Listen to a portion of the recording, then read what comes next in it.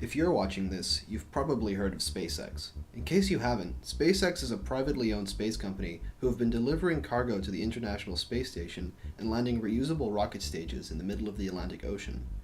But SpaceX has bigger plans. Its stated goal is to establish a colony on Mars with a population of at least 80,000 people, lowering the cost of a journey to Mars to $500,000. But before that happens, SpaceX has some significant milestones to overcome. Fortunately, SpaceX is an innovative, flexible, and disruptive newcomer to a space industry that has been pretty stagnant for the last few decades. A 21st century, forward-thinking approach might have the potential to revolutionize spaceflight and enable humanity to become an interplanetary civilization.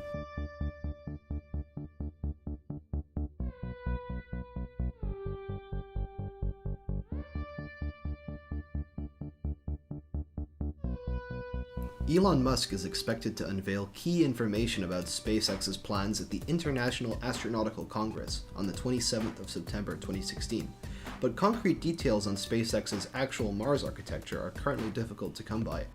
One thing that is known for sure is that Musk has described plans for a system called the Mars Colonial Transporter, or MCT. The MCT is intended to take 100 people, or 100 tons of cargo to Mars at a time. This is much more mass than has ever been sent to Mars before.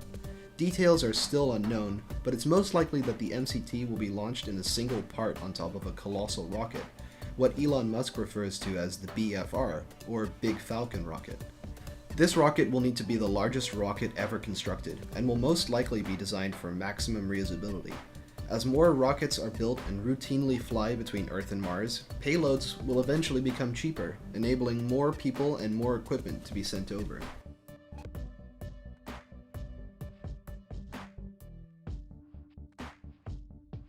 Considering that a society on Mars would need to be populated by tens or even hundreds of thousands of people to be self-sufficient, it's a logical question to ask, what would we actually do on Mars?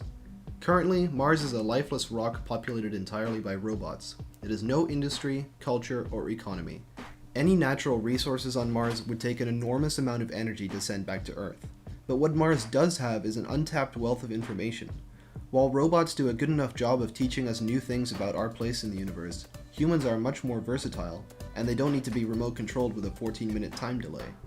A Mars colony would essentially be the biggest and baddest university in the entire solar system, or like Antarctica's research stations on a planetary scale.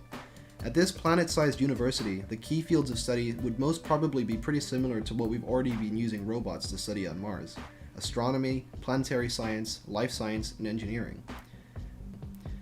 Then there would be scholars studying the colony itself.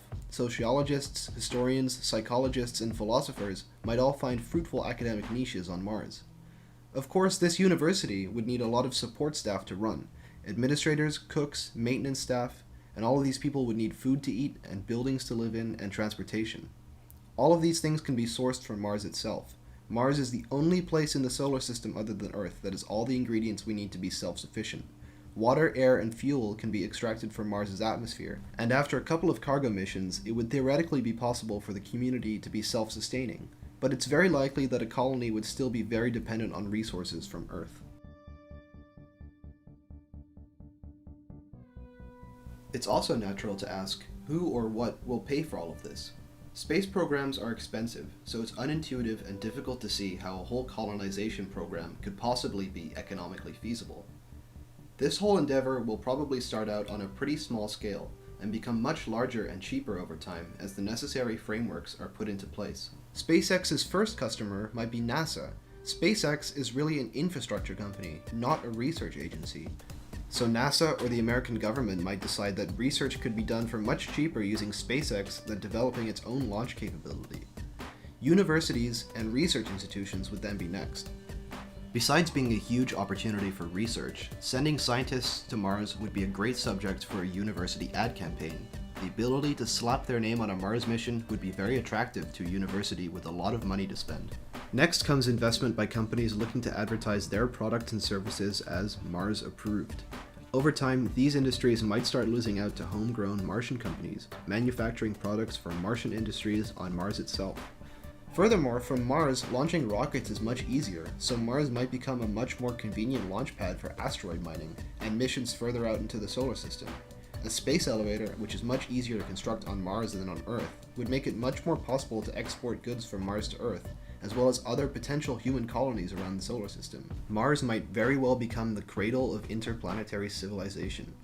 On top of that, a colony on Mars might provide a lot of entertainment for people back on Earth. TV deals could provide another stream of revenue, beaming back documentaries, news, reality TV, and maybe even sports. Is anyone interested in low-gravity football? As human presence on Mars becomes more developed, we will probably start to terraform the planet in order to make it more Earth-like.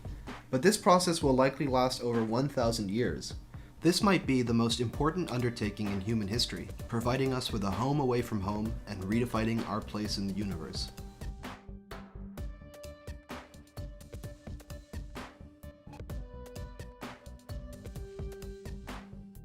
If you're watching this video in 2016, this all sounds ridiculous. No human has ever set foot on Mars, but if Elon Musk succeeds in lowering the cost of spaceflight and creating a reliable, reusable infrastructure, Mars becomes a significantly more accessible destination. What might sound more ridiculous, however, is that Musk wants to get the ball rolling on this in 2024, 8 years from now. If all goes to plan, we might be seeing a presentation as significant as Kennedy's "We Choose to Go to the Moon" speech this week. And in 1962, the idea of two men walking around on the surface of the moon just under 7 years later was just as unthinkable as a Mars colony seems to us today.